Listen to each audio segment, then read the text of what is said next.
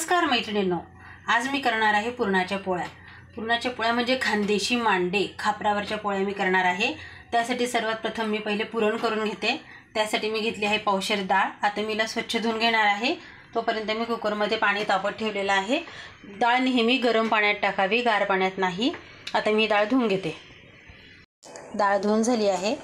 आता मी हिला पाण्यात टाकून देते. डाळीचं पाणी आता बऱ्यापैकी आटलं आहे. डाळ पण अर्धवट शिजली आहे. आता आपण कुकर लावून घेऊयात. आपली डाळ आता शिजून गेली आहे, छान शिजली आहे. यात पाणी असतं ते आपण एक पुरण दळायच्या गाळणीत टाकून ते काढून घेऊयात. डाळ आता साखर मिक्स करण्यासाठी मी पुन्हा कुकरमध्ये टाकून घेते. डाळीत साखर टाकण्यापूर्वी डाळ अशी जरा ठेचून घेतली ना तर पुरण दळताना जास्त दाणे दाणे राहत नाही. पटकन पुरण छान बारीक दळलं जातं. जेवढी डाळ तेवढी साखर घालावी.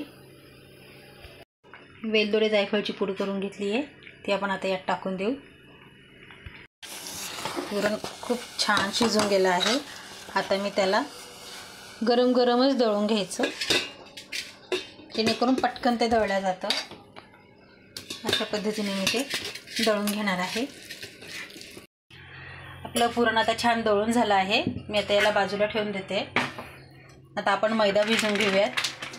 पावशेर डाळीतला आपल्याला अर्धा शेर मैदा घ्यायचा असतो, तर याप्रमाणे घेऊयात.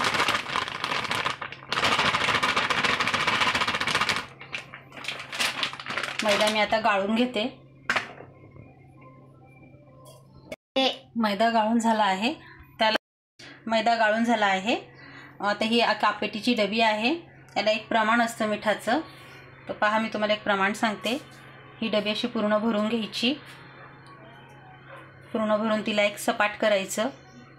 अशा पद्धतीने उरलेलं मीठ परत टाकून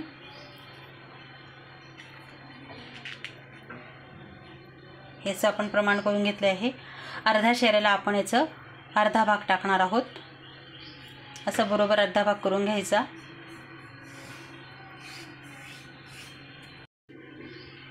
मीठ मिक्स करून घेते आणि याला आता छान भिजवून घेते. आणि याला जवळजवळ 10 मिनटं आपल्याला खूप असं तिंबायचं असतं, छान मुरवायचं असतं याला.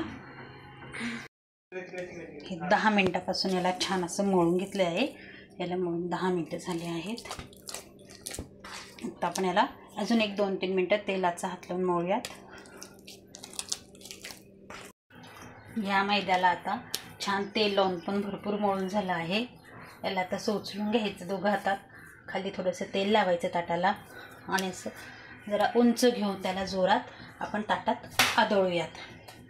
आणि याला आता एक 15 ते 20 मिनटं याला आपण असं झाकून ठेवणार आहोत. एक पांढरं कापड आहे, ते ओलं करून कडक पिळून घेतलं आहे. त्यावर आपण आता त्याला तसं झाकून ठेवूयात 15 मिनटं. आपल्या मैद्याला 10 मिनटं झाली आहेत. आता 10-15 मिनटं. वा, छान बसून गेला आहे मैदा. अशा पद्धतीने मी आता याचे गोळे करून घेते. याला उंडे म्हणतात. एका मापाचे छान कापायचे आहेत आपल्याला.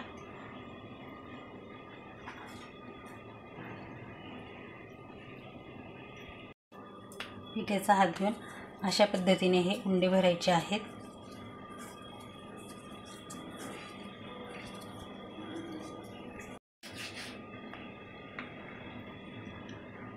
असं एक एक करून मी आता सगळे उंडे भरून घेते. इतके उंडे माझे भरून झाले आहे. हे आपल्याला आता एका ठिकाणी सेट करायला ठेवायचे आहे. ह्या एका पाटावर मी एक कापड ओलं करून ठेवलं आहे. त्यावर असे एक एक करून रचून द्यायचे. हे माझे सगळे उंडे भरून झाले आहे.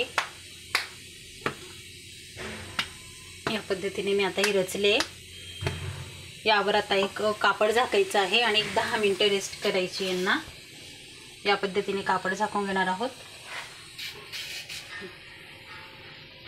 उंडे आपले आता छान सेट झाले आहे. मी गॅसवर खापर पण ठेवून दिलं आहे. अशा पद्धतीने आपल्याला खापर ठेवायचं आहे.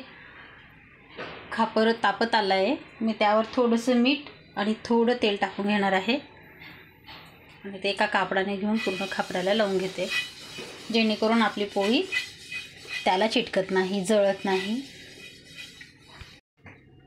अशा पद्धतीने मी आता 2 गोळे घेऊन घेतले आहे. त्यांना आपण असं हाताने ठोकून ठोकून थोडे मोठं करावं दोघे. अशा पद्धतीने दोघे मोठे करून झालेले आहेत जाडे. त्यात आपण आता पुरण भरून घेऊयात. पुरण पण भरपूर भरायचं छान.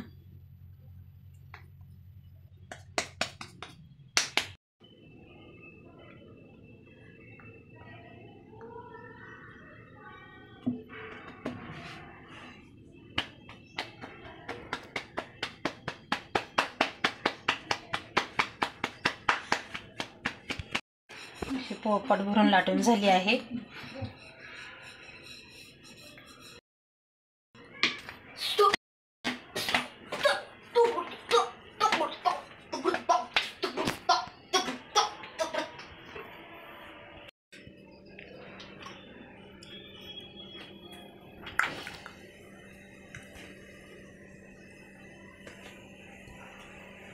आपली पोळी छान झाली आहे खापरावर. आता मस्त तिला दोघं बाजूने शेकायची.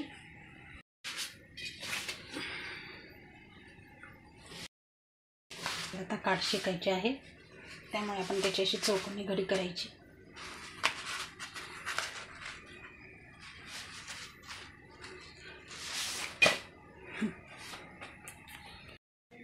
आपली याचे काठ पण छान शेकले गेले आहेत. त्याची घडी घालून उतरवून घेऊ. आपली हे मांडे तयार. रेसिपी आवडल्यास लाईक करा, शेअर करा, सबस्क्राईब करा. थँक्यू.